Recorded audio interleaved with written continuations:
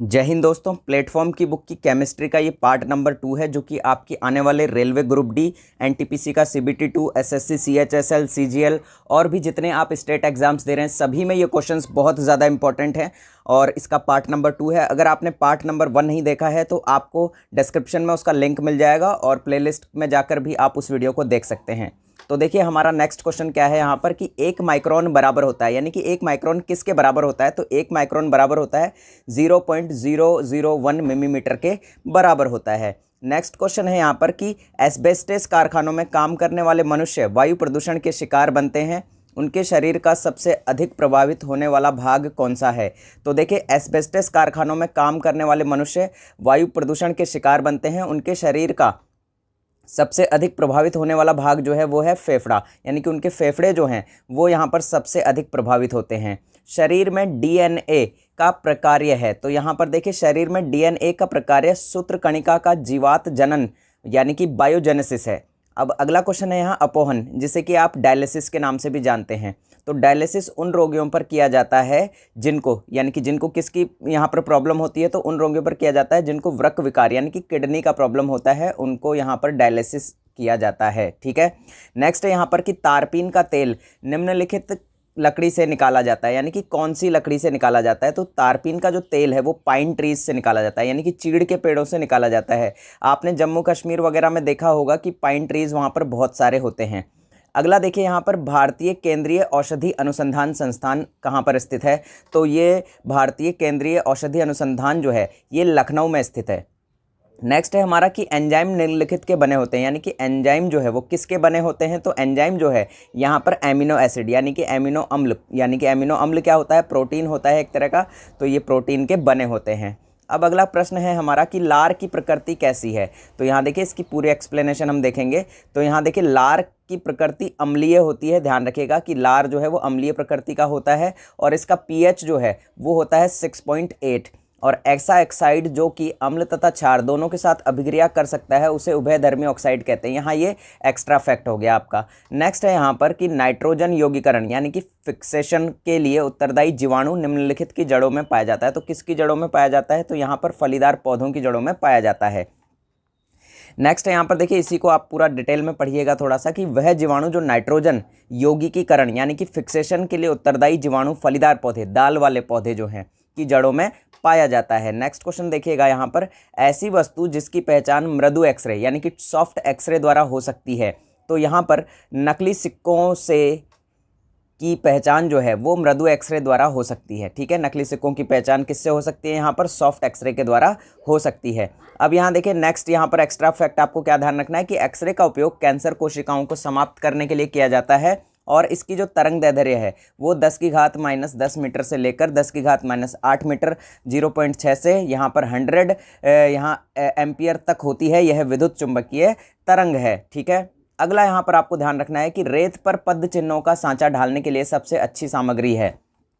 तो यहाँ पर पैराफिन मोम रेत पर पद चिन्हों का सांचा ढालने के लिए सबसे अच्छी सामग्री है और यह उच्च हाइड्रोजन कार्बन का मिश्रण होता है। अब यहाँ पर देखिए यह पेट्रोलियम से प्राप्त किया जाता है, इसको भी आपको ध्यान रखना है और इसका उपयोग जो है मोमबत्ती बनाने में, दवा बनाने में, पॉलिश बनाने में किया जाता है।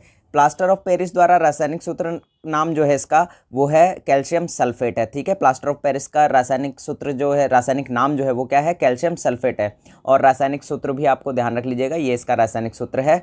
और ये भी ध्यान रखिएगा कि इसका जो उपयोग है प्लास्टर ऑफ पेरिस का मूर्तियों के सांचे बनाने में किया जाता है, शल्य चिकित्सा यानी कि सर्जरी में किया जाता है, दीवारों के प्लास्टर इत्यादि में इसका उपयोग किया जाता है।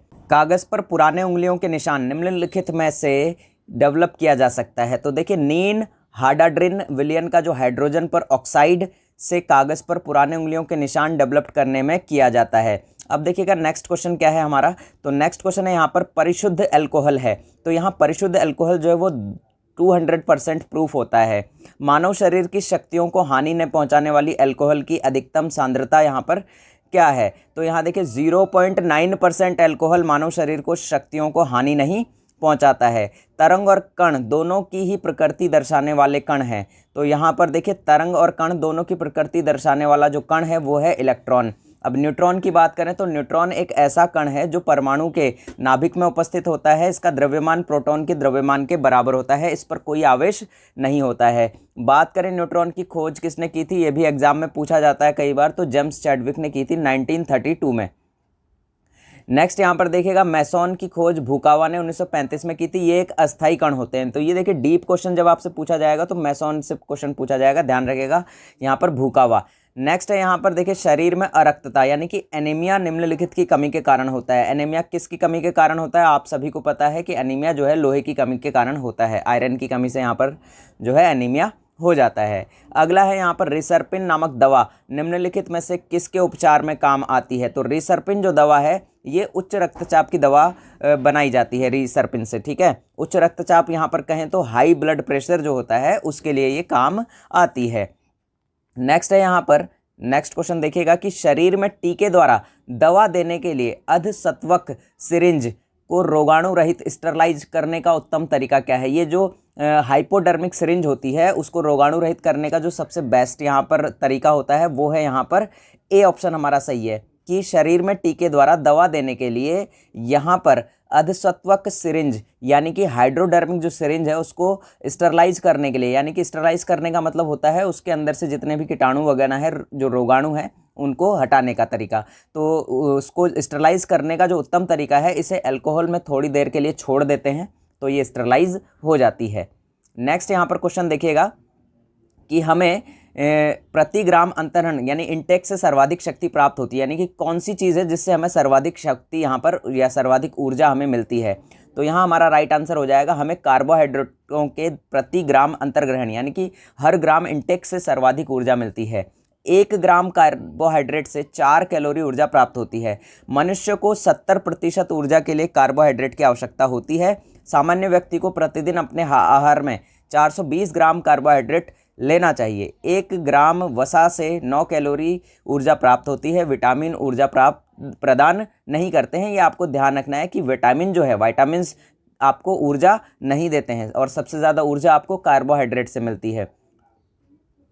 अगला प्रश्न देखिएगा कि निम्नलिखित पदार्थों में से कौन सा कीटनाशक की तरह इस्तेमाल नहीं किया जा सकता है। कौन सा नहीं किया जा सकता है, ये क्वेश्चन पूछा है। तो ब्लीचिंग पाउडर जो है वो कीटनाशक की तरह इस्तेमाल नहीं किया जा सकता है। बाकी के तीनों जो है, मेलाथिलोन हो गया, यहाँ पर मेलाथियोन हो गया, और गैमेक्सिन हो गया, और DDT हो गया, ये तीनों जो हैं यहाँ पर कीटनाशक की तरह इस्तेमाल किए जा सकते हैं। अभ्रक, जिसे कि इंग्लिश में माइका कहा जाता है, का मुख्य उपयोग क्या है।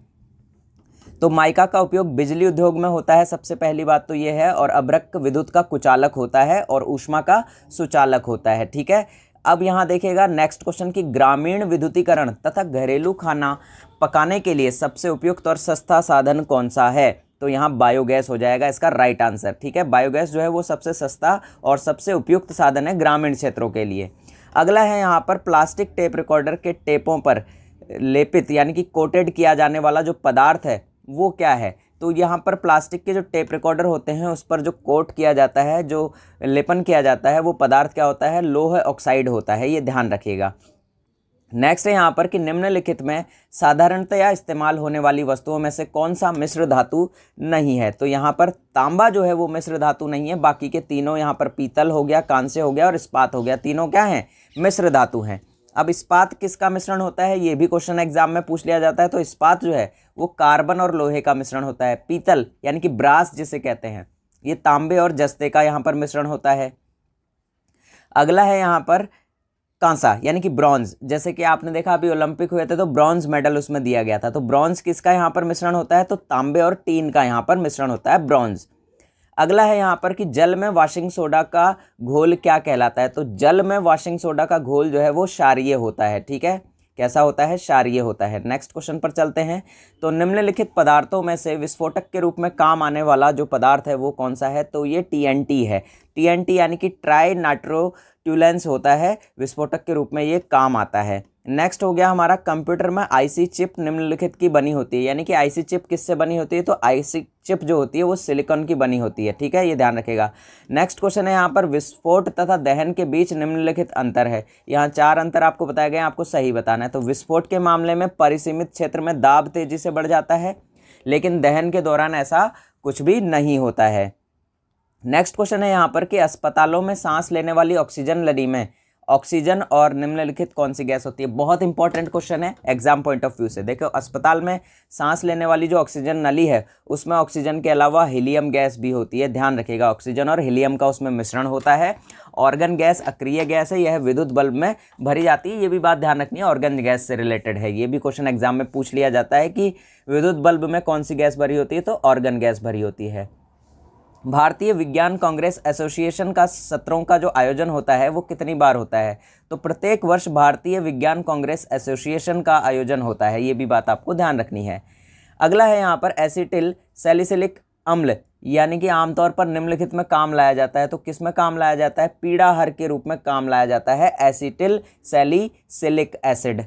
किसके रूप में, पीड़ाहर, यानी कि यहाँ पर पेन किलर के रूप में काम लिया जाता है। आंसू गैस की यहाँ बात बताई गई है आपको। देखिए, टीयर गैस जो होती है, आंसू गैस का प्रयोग कभी कभी अनियंत्रित भीड़ को तितर बितर करने के लिए जो है किया जाता है। यहाँ 4 ऑप्शन थे तो चारों को आपको यहाँ एक्सप्लेनेशन जो है दे दी गई है। अगला है यहाँ पर कि इस गैस के मानव नेत्र के संपर्क में आने से आंखों में जलन पैदा होती है एवं आंसू टपकने लगते हैं। अल्फा क्लोरो और एसीटोफिनॉन, एक्रोलिन आदि कुछ प्रमुख आंसू गैस हैं। इसे ग्रीनस में भरकर प्रयोग किया जाता है। अब यहाँ देखिए, अल्फा क्लोरो और यहाँ एसीटोफिनॉन और एक्रोलिन, इनको भी ध्यान रख लेना है आपको। ये भी क्या है, आंसू गैस हैं। प्रदीप्ति नली यानी कि फ्लोरोसेंट ट्यूब में साधारणतया काम में लाया जाने वाला पदार्थ कौन सा है, तो यहाँ पर जो प्रदीप्ति नली होती है यानी कि फ्लोरोसेंट जो ट्यूब होती है उसमें जो नॉर्मली जो यूज़ में लिया जाता है वो पारद वाष्प और यहाँ पर ऑर्गन है। ठीक है, ये बात आपको ध्यान रख लेनी है।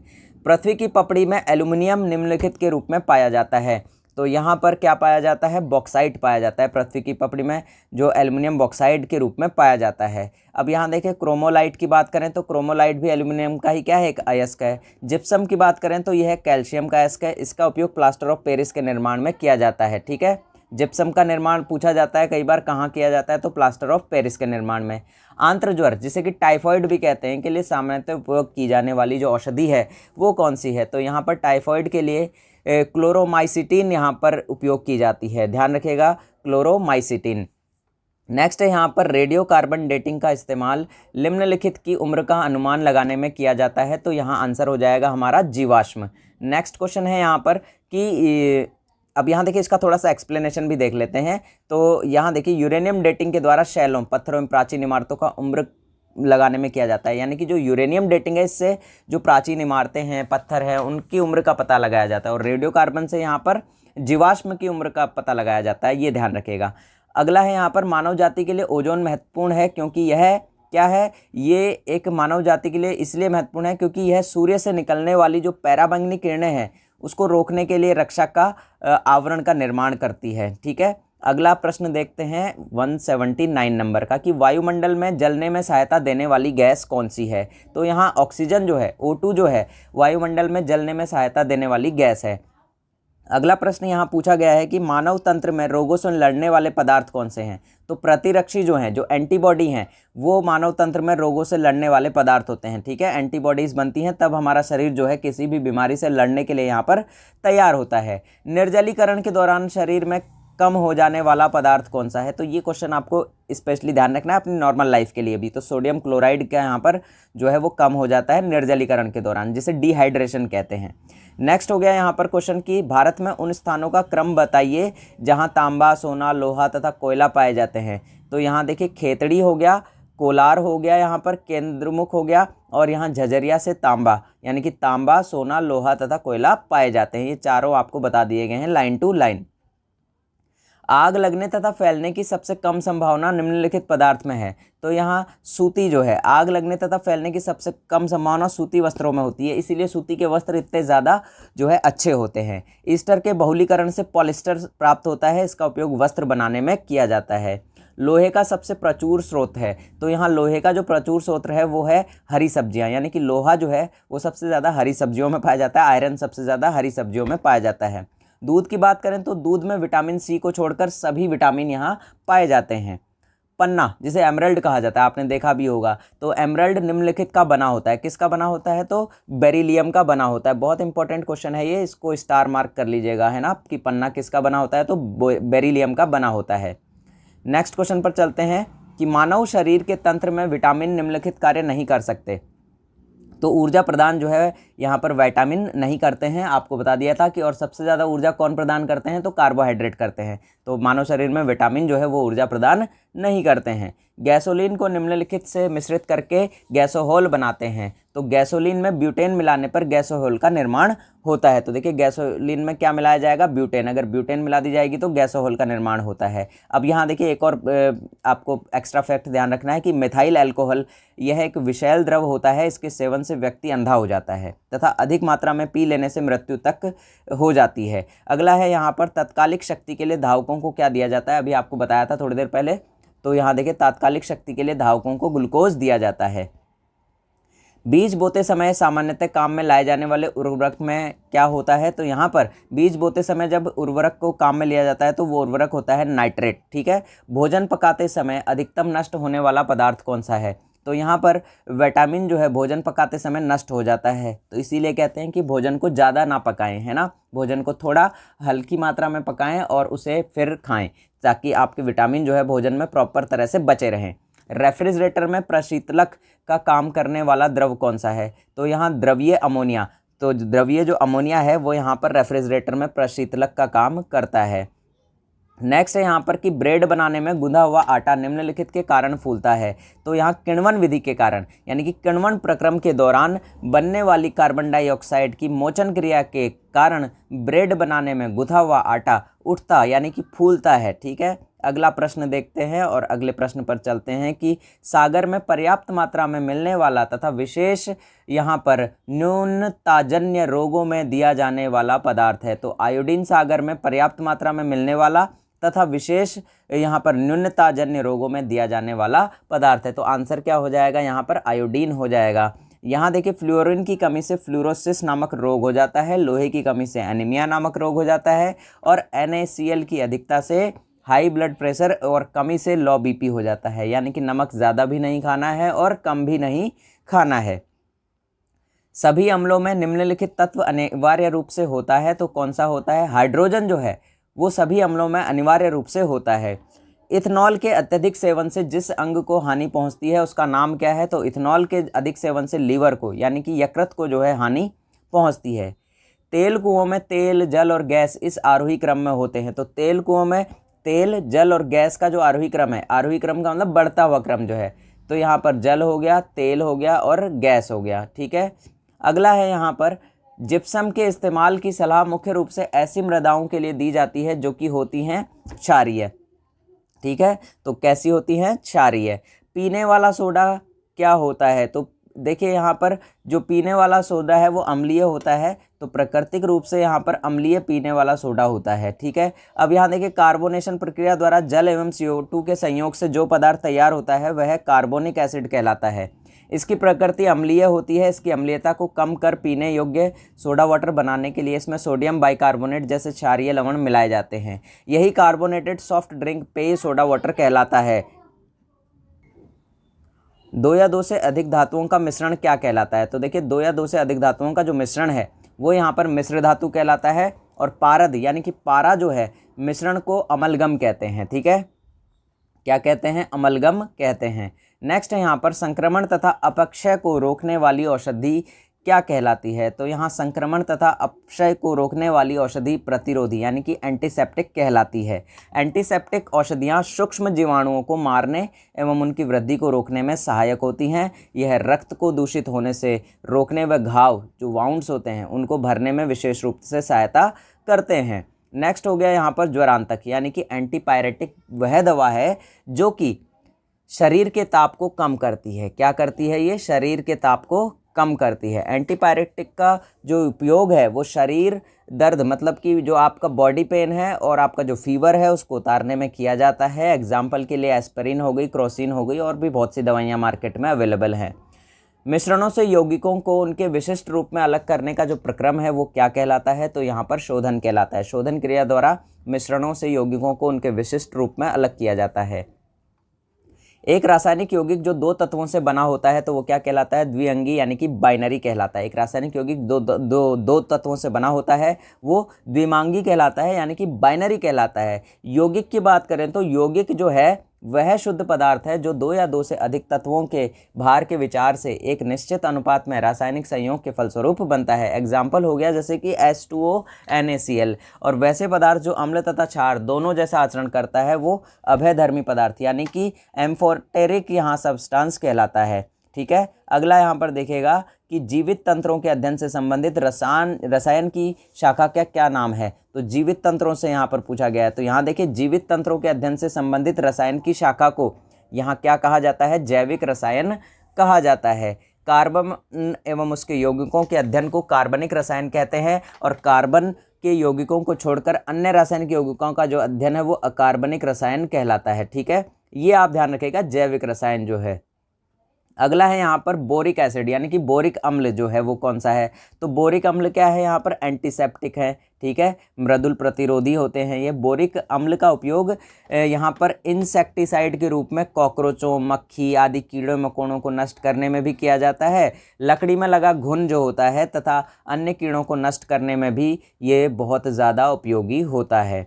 अगला है यहाँ पर निर्जल कैल्शियम क्लोराइड निम्नलिखित की तरह काम करता है। तो यहाँ पर आंसर क्या हो जाएगा, निर्जलीकारक यानी कि डिहाइड्रेटिंग एजेंट की तरह काम करता है।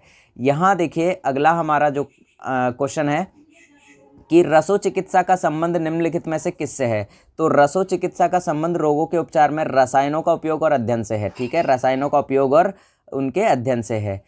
यहाँ पर कोलेस्ट्रॉल क्या है, तो कोलेस्ट्रॉल क्या है, जीव वसा में पाए जाने वाला वसा अल्कोहल कोलेस्ट्रॉल कहलाता है। ठीक है, अगला है यहाँ पर नेक्स्ट क्वेश्चन कि DDT उस रसायन का नाम है जो निम्नलिखित की तरह उपयोग किया जाता है। तो आंसर क्या हो जाएगा, कीटनाशक के रूप में DDT यानी कि यहाँ पर डाइक्लोरो, यहाँ डिफेनिल, यहाँ ट्राइक्लोरो इथेन का उपयोग किया जाता है। तो इसकी फुल फॉर्म भी आपको ध्यान रख लेनी है, ये है ना DDT की, और आपको ये ध्यान भी रखना है कि ये किसके लिए उपयोग किया जाता है। नेक्स्ट यहाँ पर क्वेश्चन है कि धूल और ग्रीस को सतह से साफ करने वाले पदार्थ को क्या कहते हैं। तो यहाँ इसे कहते हैं अपमार्जक। अपमार्जक जो है धूल और ग्रीस को सतह से साफ करने वाला पदार्थ है। अपमार्जक जो है डिटर्जेंट जो है को साबुन रहित साबुन कहा जाता है। इसका निर्माण लॉरिक अल्कोहल एवं सल्फोनिक अम्ल से होता है। अपमार्जक कठोर जल में भी आसानी से झाग देता है, इस कारण यह कपड़ा आसानी से साफ करता है। ठीक है, कठोर जल में भी क्या कर देता है, ये झाग दे देता है। जिस पात्र में रखा जाए उसी का आकार ग्रहण कर लेने वाला द्रव्य क्या कहलाता है। तो ये कहलाता है फ्लूइड यानी कि तरल कहलाता है। ठीक है, कि जिसे जिस पात्र में रखो वो उसी की तरह जो है बन जाता है। तो द्रव्य का आयतन निश्चित एवं आकार अनिश्चित होता है। ठीक है, आयतन तो निश्चित ही रहेगा लेकिन जो उसका आकार है वो यहाँ पर पात्र के अकॉर्डिंग यानी कि कंटेनर के अकॉर्डिंग यहाँ चेंज होता रहता है। इसके अणुओं के बीच इंटरमोलिक्यूलर फोर्स कम लगता है। गैस का आकार एवं आयतन दोनों अनिश्चित होते हैं क्योंकि इनके अणुओं के बीच इंटरमोलिक्यूलर फोर्स नहीं लगता है। नेक्स्ट यहाँ पर बात करते हैं संलग्न यानी कि फ्यूज़न। गलन को बढ़ावा देने के लिए धातुओं के साथ मिलाया जाने वाला पदार्थ कौन सा है। तो यहाँ संगलन जो है, जो फ्यूज़न जो है, गलन को बढ़ावा देने के लिए धातुओं के साथ मिलाया जाने वाला पदार्थ गालक यानी कि जिसे कि फ्लक्स कहते हैं। तो वो कौन है, फ्लक्स है। वैसे पदार्थ जो ज्वलनशील होते हैं तथा जलने पर ऊष्मा प्रदान करते हैं वो क्या कहलाते हैं, ईंधन कहलाते हैं। नेक्स्ट यहाँ पर हो गया कि गैसोलीन का पर्याय क्या है। तो यहाँ पर गैसोलीन का पर्याय जो है वो पेट्रोल है और यह C5C11 को पेट्रोल कहा जाता है। यहाँ पर पेट्रोल का ये आप रासायनिक सूत्र जो है इसे अच्छे से ध्यान रख लीजिएगा। ठीक है, और इसका उपयोग मोटर ईंधन में होता है। C17C18 देखिए, यहाँ पेट्रोल का क्या था C5C11 और यहाँ C1718 यानी कि C17C18 ये किसका हो गया, डीजल का हो गया। तो गाड़ी के ईंधन के रूप में इसका उपयोग होता है। प्राकृतिक गैस की बात करें जैसे कि मीथेन, इथेन, प्रोपेन, ब्यूटेन तथा नाइट्रोजन का मिश्रण है जिसमें कि 83% मीथेन होता है और 16% इथेन होता है। नेक्स्ट है यहाँ पर आसानी से झाग नहीं देने वाला जो जल है वो क्या कहलाता है। तो यहाँ देखिए, आसानी से झाग नहीं देने वाला जल कठोर जल कहलाता है। जल की कठोरता दो प्रकार की होती है, एक तो होती है यहाँ अस्थायी कठोरता और एक होती है यहाँ स्थायी कठोरता। तो अस्थायी कठोरता की बात करें तो इसमें कैल्शियम तथा मैग्नीशियम के बाइकार्बोनेट HCO3 घुले होते हैं। इस जल को उबालकर एवं चूना का जल मिलाकर जल की अस्थायी कठोरता दूर की जाती है। स्थायी कठोरता जल में कैल्शियम तथा मैग्नीशियम के क्लोराइड या सल्फेट के कारण स्थायी कठोरता होती है। यह कठोरता आसवन विधि द्वारा दूर की जाती है। सोडियम कार्बोनेट Na2CO3 जल की अस्थायी एवं स्थायी कठोरता दोनों को दूर करता है। अब यहाँ देखिए भारी जल का सूत्र जो है वो कई बार एग्जाम में पूछा जाता है, बहुत बार ये पूछा गया है। तो भारी जल का जो रासायनिक सूत्र है वो भी ध्यान रखिएगा। D2O का उपयोग परमाणु रिएक्टर में मंदक के रूप में होता है, इसका अणुभार 20 होता है। ठीक है, अगला हो गया यहाँ पर गुब्बारे को उड़ाने के लिए काम में लाई जाने वाली गैस कौन सी है? तो हीलियम गैस। ठीक है, हीलियम गैस गुब्बारों को उड़ाने के लिए काम में लाई जाती है। नेक्स्ट हो गया यहाँ पर अक्रिय गैसें कौन सी हैं? तो यहाँ अक्रिय गैसें रासायनिक रूप से अभिक्रियाशील नहीं होती हैं और वायुमंडल में रेडॉन गैस नहीं पाई जाती है, ये बात आप ध्यान रखिएगा।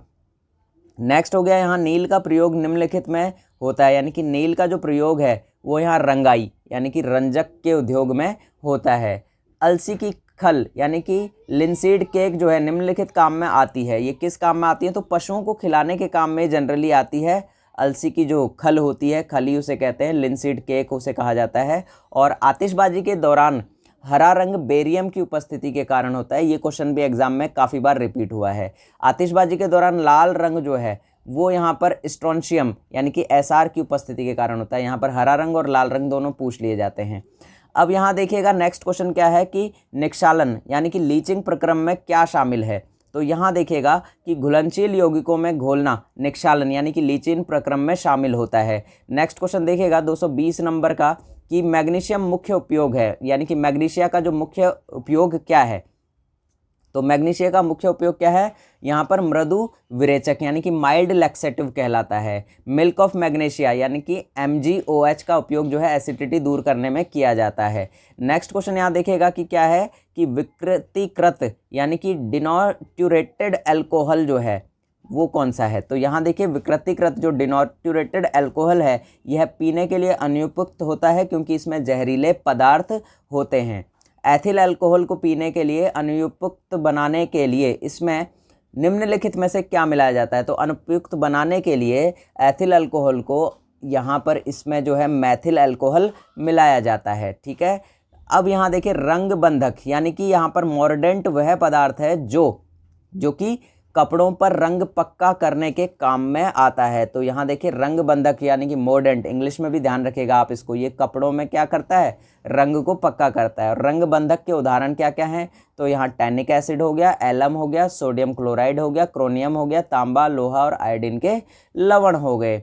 अगला है यहाँ पर डीएनए में निम्नलिखित इकाई होती है। तो डीएनए में डीऑक्सीराइबोज की इकाई होती है। मॉर्फिन दवा का वर्गीकरण निम्न शीर्षक के अंतर्गत किया जाता है। तो मॉर्फिन दवा का जो वर्गीकरण है वो यहाँ स्वापक यानी कि नार्कोटिक्स के अंतर्गत किया जाता है।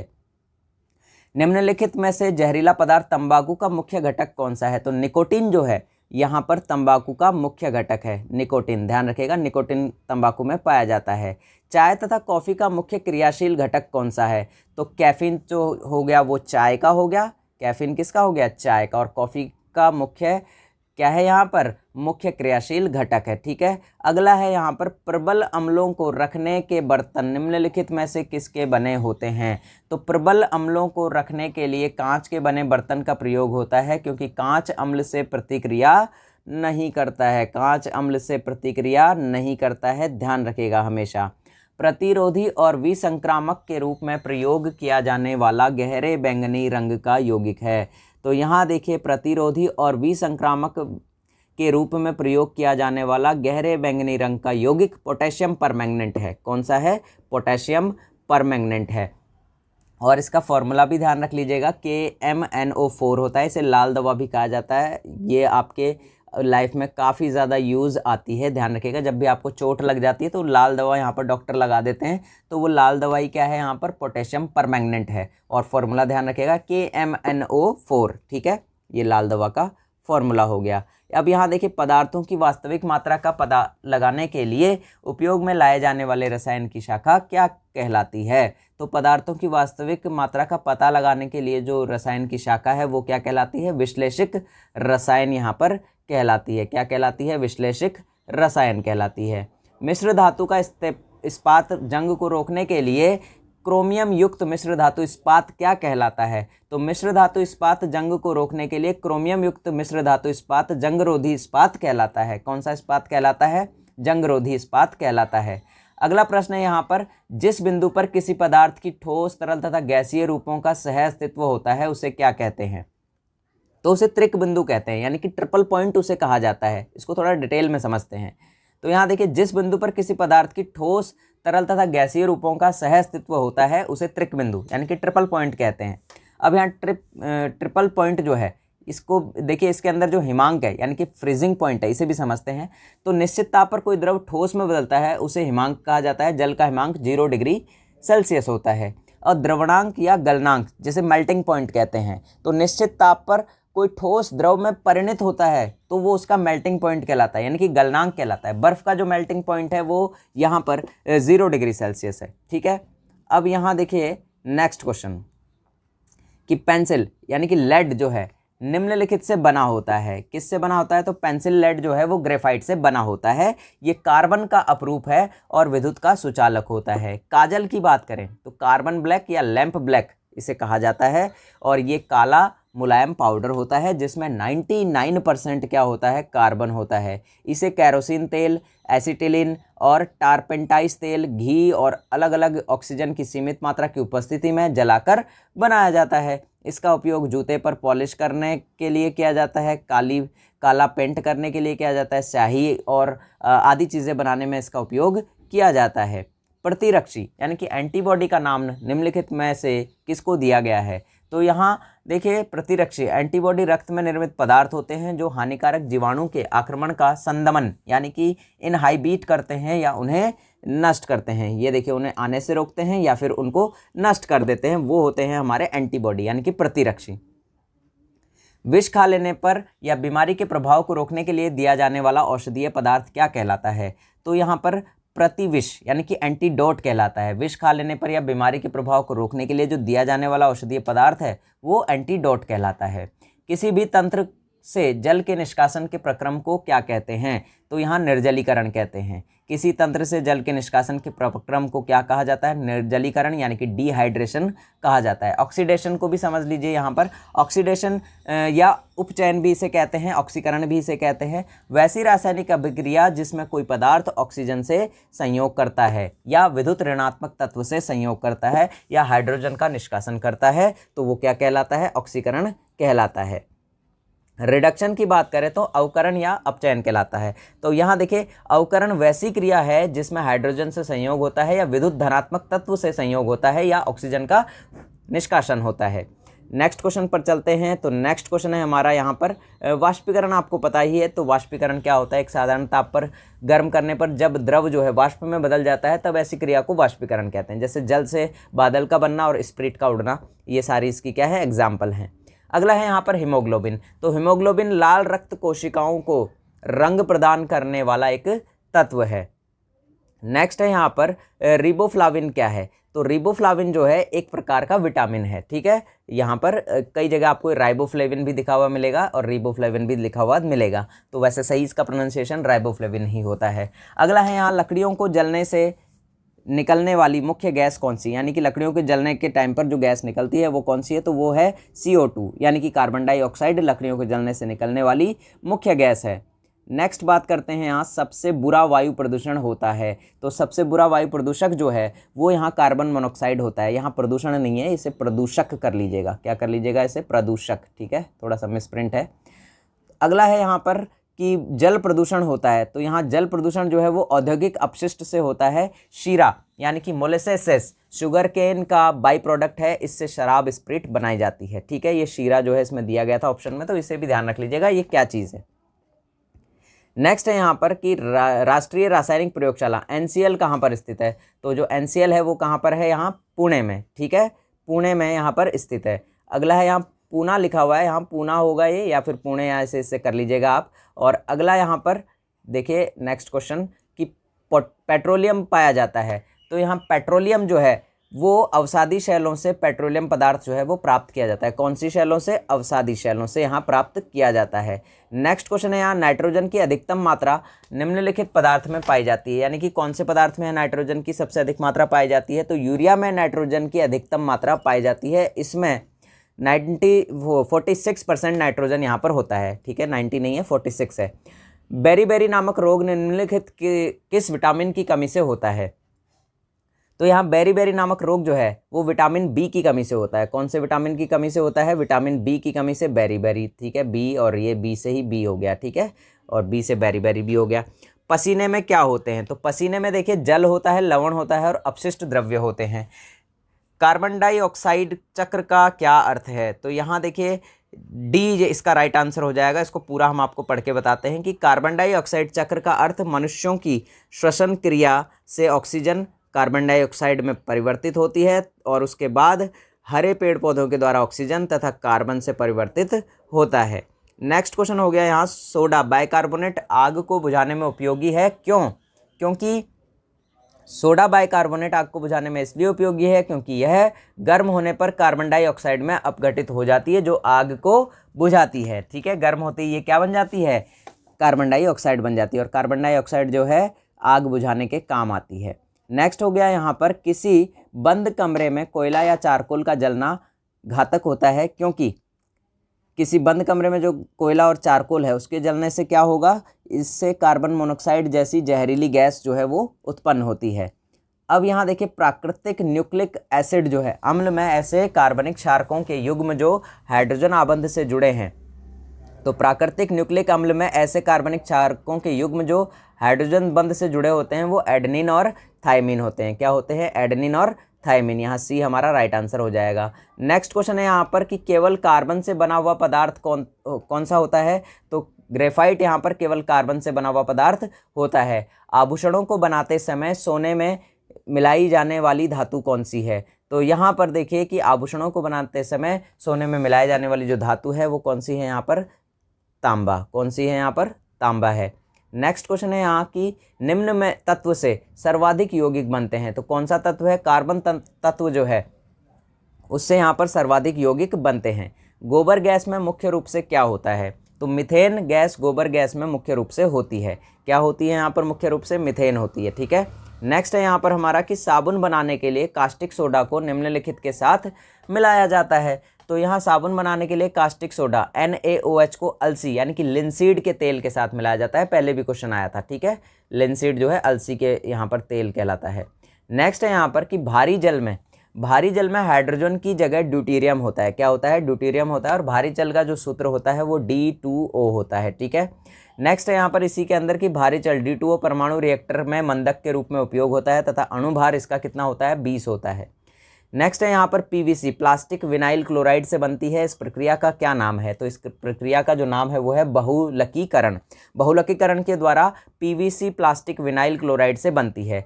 पॉलीथीन का औद्योगिक उत्पादन निम्नलिखित के बहुलकीकरण द्वारा होता है। और यहाँ पर देखिए पॉलीथीन का जो औद्योगिक उत्पादन है एथिलीन के बहुलकीकरण के द्वारा होता है। किसके? एथिलीन के बहुलकीकरण के द्वारा होता है। प्राकृतिक रबर निम्नलिखित का बहुलक है, यानी कि प्राकृतिक रबर किसका बहुलक है? यहाँ पर आइसोप्रीन का बहुलक है। नेक्स्ट यहाँ पर क्वेश्चन दिया गया है आपको कि प्लास्टिक उद्योग में PVC शब्द निम्नलिखित में से किसके लिए प्रयुक्त होता है?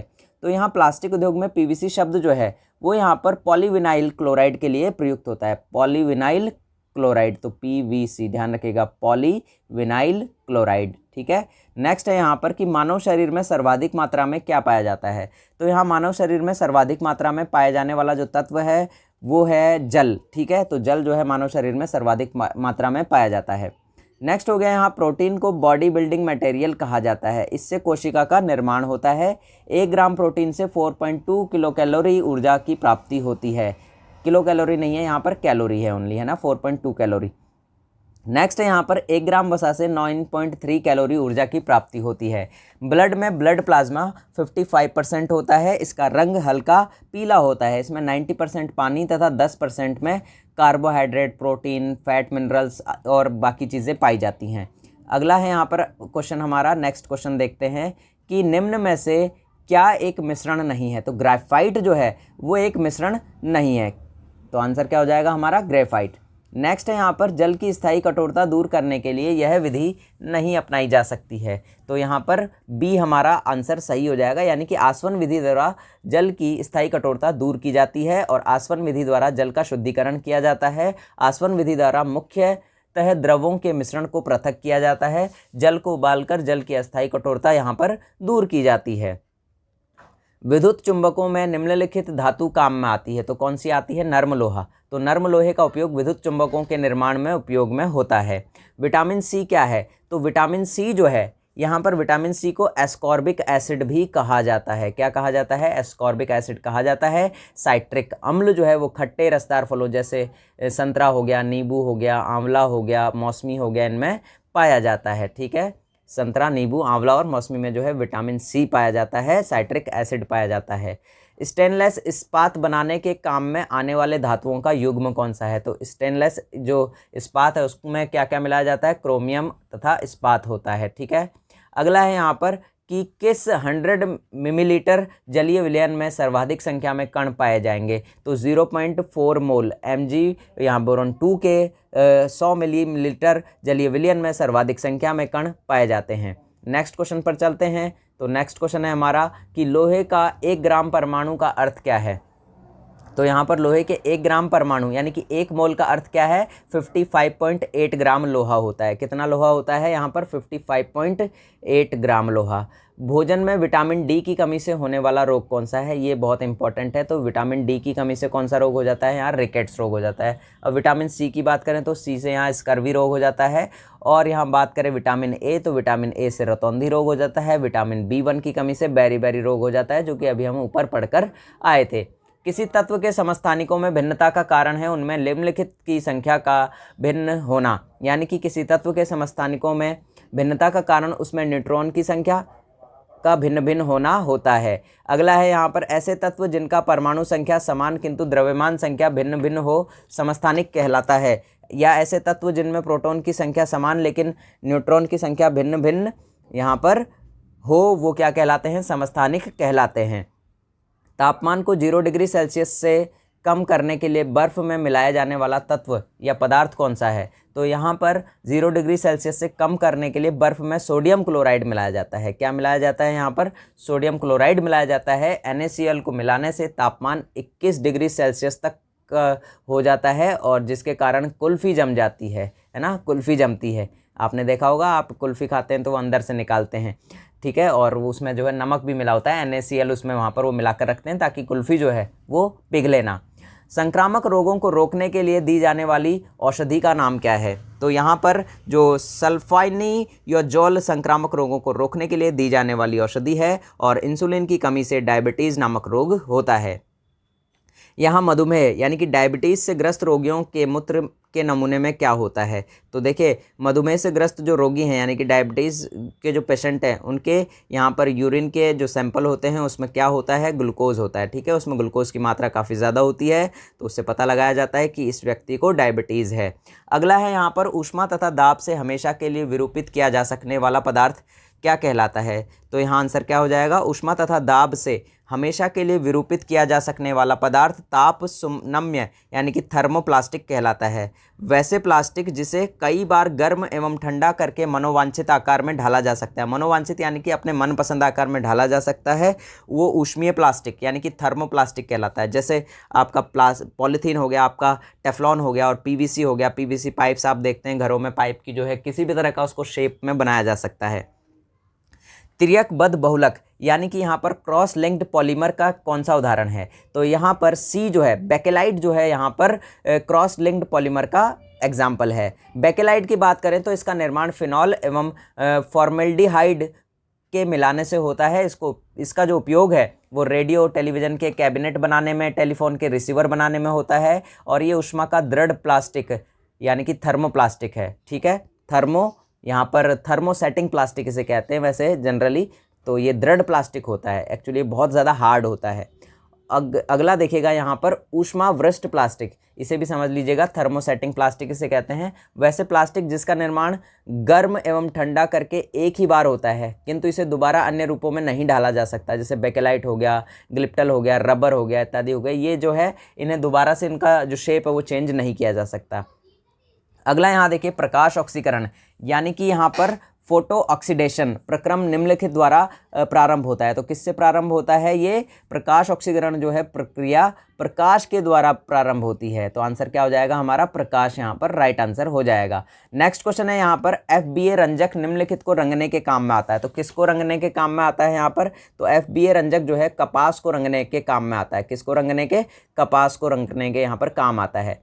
नील जो है वो निम्न में से रंजक है। तो नील जो है वो क्या है? यहाँ पर वैट है, ठीक है, वैट का रंजक है, वैट रंजक है यहाँ पर। अगला है यहाँ पर नेक्स्ट क्वेश्चन देखते हैं। तो नेक्स्ट क्वेश्चन है हमारा 289 नंबर का, नहीं 279 नंबर का, यहाँ इंग्लिश में जो है थोड़ा, हिंदी में थोड़ा गड़बड़ हो जाती है। तो 279 नंबर का ये क्वेश्चन है कि नाइट्रिक अम्ल यानी कि 95% को इसके तनु विलयन यानी कि डाइल्यूट सॉल्यूशन से निम्न विधि से प्राप्त किया जा सकता है। तो यहाँ मैग्नीशियम नाइट्रेट के द्वारा निर्जलीकरण विधि से नाइट्रिक अम्ल यानी कि 95% को इसके तनु विलयन यानी कि डाइल्यूट सॉल्यूशन से प्राप्त किया जाता है। नेक्स्ट है यहाँ पर कॉन्टैक्ट प्रक्रिया में सल्फर डाइऑक्साइड को सल्फर ट्राइऑक्साइड में परिवर्तित करने की जो अभिक्रिया है वो क्या कहलाती है? तो वो कहलाती है यहाँ पर ऊष्माक्षेपी, ठीक है। तो सल्फर डाइऑक्साइड को सल्फर ट्राइऑक्साइड में परिवर्तन करने की जो अभिक्रिया है वो ऊष्माक्षेपी कहलाती है। निम्नलिखित एक संश्लिष्ट दवा है। तो कौन सी यहाँ पर संश्लिष्ट दवा है? तो एस्पिरिन जो है वो एक संश्लिष्ट यहाँ पर मेडिसिन है। वायुमंडलीय हवा का सबसे बड़ा घटक कौन सा है? तो यहाँ बी जो नाइट्रोजन है यहाँ पर वो वायुमंडलीय हवा का सबसे बड़ा घटक है और ये लगभग 78% आपको मिलेगी अपने वायुमंडल के अंदर। वाहिका विस्तारक जिसे कि वैसोडिलेटर नामक दवा को निम्न किस रोग के उपचार में उपयोग करते हैं? तो ये जो वैसोडिलेटर नामक दवा है इसको अतिरिक्त दाब के रोग के उपचार में लाया जाता है, ठीक है, अति रक्तदाब जो है, ठीक है, इसके उपचार में से लाया जाता है। निम्न के एसिटिलीकरण से हेरोइन बनाई जा सकती है। तो यहाँ पर किसके एसिटिलीकरण से यहाँ पर हेरोइन बनाई जा सकती है? तो आंसर हो जाएगा मॉर्फिन। मॉर्फिन का जो है एसिटाइलेशन अगर किया जाएगा तो उससे क्या बनाई जाती है? यहाँ पर बनाई जाती है हेरोइन, ठीक है। और मॉर्फिन अफीम से तैयार किया जाता है। ये एक बहुत ही ज़बरदस्त तरह का ड्रग्स हम इसे कह सकते हैं।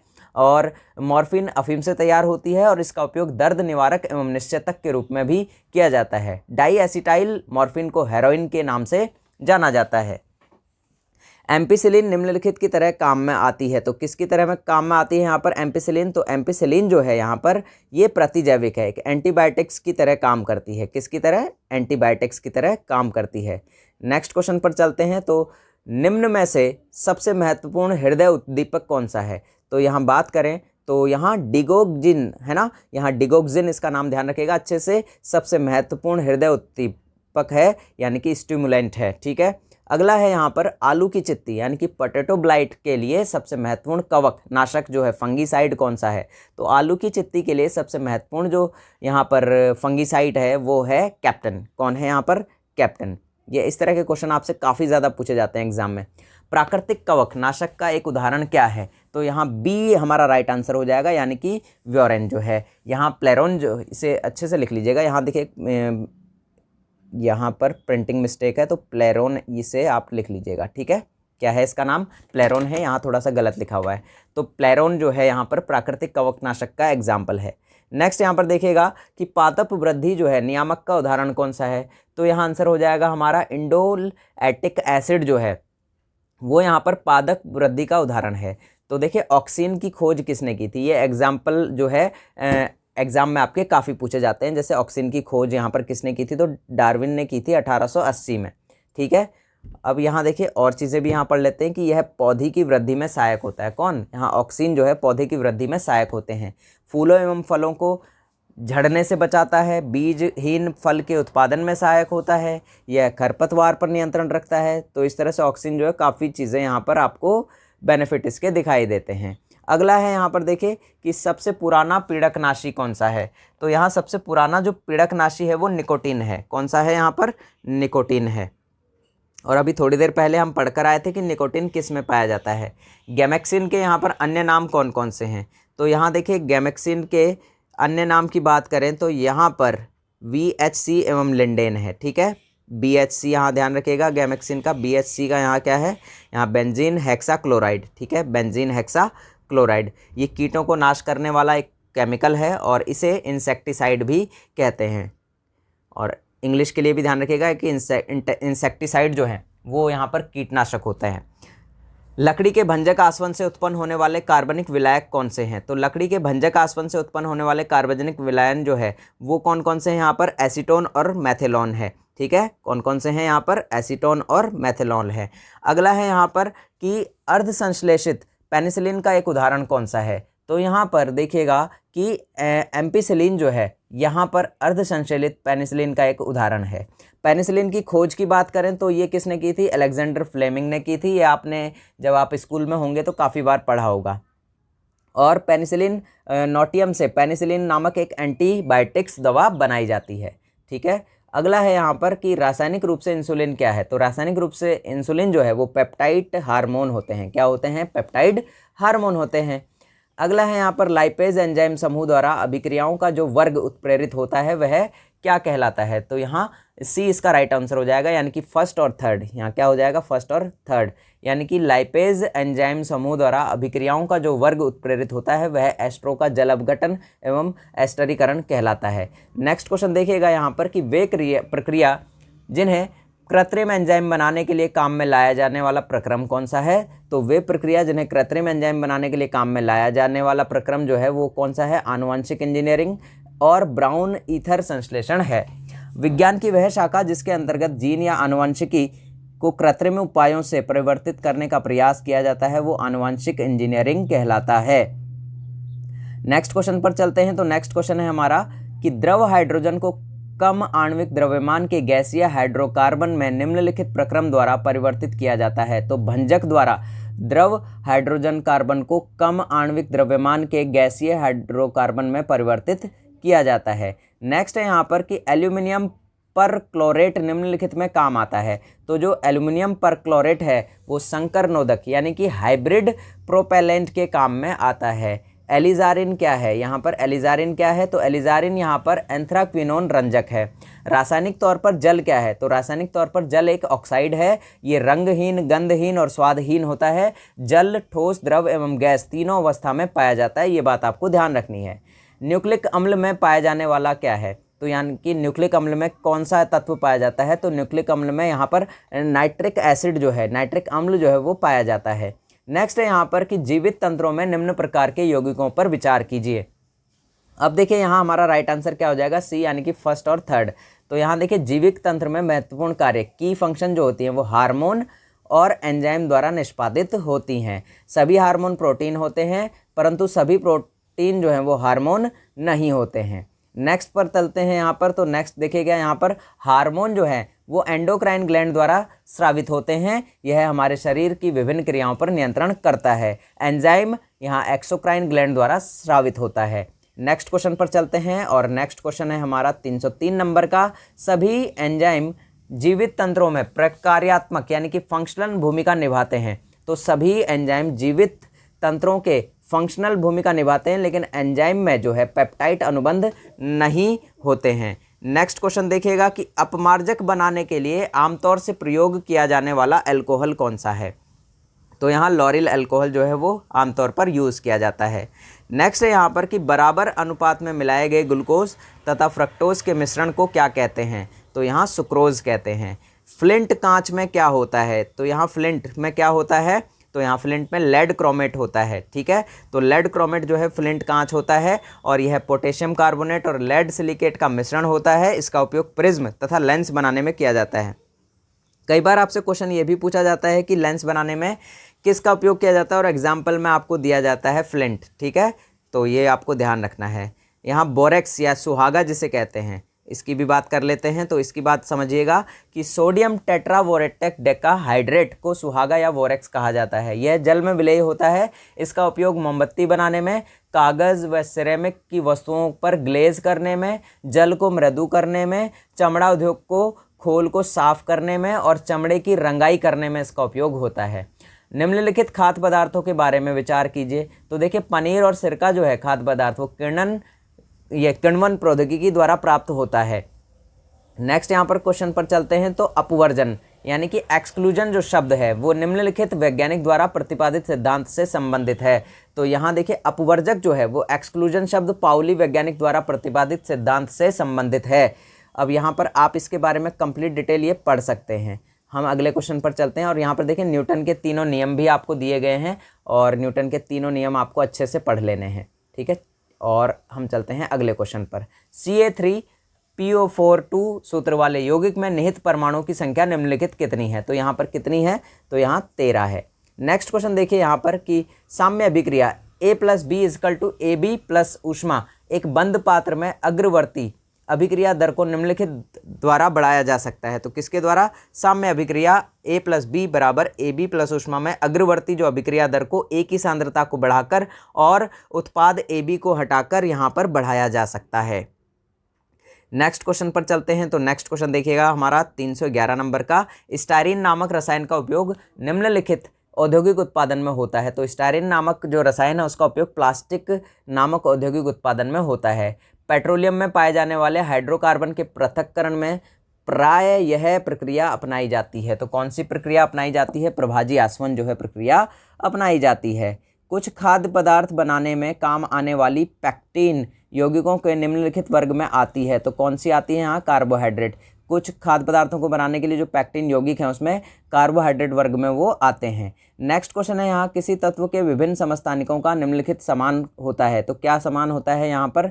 तो यहाँ हमारा आंसर सी सही हो जाएगा, यानी कि यहाँ परमाणु संख्या और कक्षक के इलेक्ट्रॉनों का जो विन्यास है वो यहाँ पर समान होता है। नेक्स्ट यहाँ पर देखते हैं क्वेश्चन हम कि औद्योगिक प्रक्रम द्वारा प्राप्त सोडियम कार्बोनेट का क्या नाम है यहाँ पर? तो यहाँ सोडियम कार्बोनेट का नाम धावन यानी कि वॉशिंग सोडा है, ठीक है। क्या नाम हो जाएगा सोडियम कार्बोनेट का?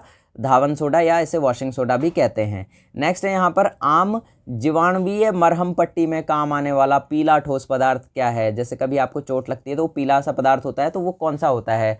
तो ये मरहम पट्टी में जो काम आने वाला वो पीला ठोस होता है, वो क्या होता है? यहाँ पर आयोडोफॉर्म होता है। क्या होता है? आयोडोफॉर्म होता है। तो इस तरह से हमारा ये पार्ट यहीं ख़त्म होता है। नेक्स्ट पार्ट में हम इसके नेक्स्ट क्वेश्चंस को करेंगे।